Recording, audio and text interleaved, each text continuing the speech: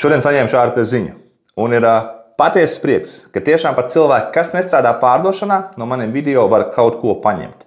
Un ja tu paņem to, kad, kā rakstīts, ja pats galvenais zemteksts pārliecība par sevi un par to, ko tu dari, 100%. Tātad, lai arī tā nav pārdošana, jebkurā dzīves jomā, vienkārši esat pārliecināti par sevi un saviem spēkiem, lai arī ko jūs gribētu izdarīt. Ja?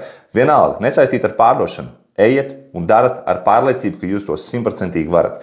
Nevis ar domu, es pamēģināšu, vai man sanāks, bet es to darīšu tik ilgi, kamēr man sanāks. Vai arī es atradīšu veidu, kā man tas sanāks. Ja?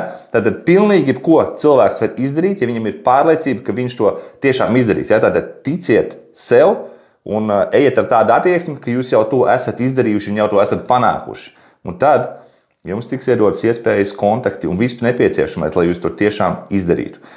Tātad pārliecība par saviem spēkiem, draugi, neatkarīgi no tā, vai strādājat pārdošanā vai nē, ticiet sev, ka jūs to varat un jūs arī to varēsiet. Visiem priecīgs Lieldienas! Čau!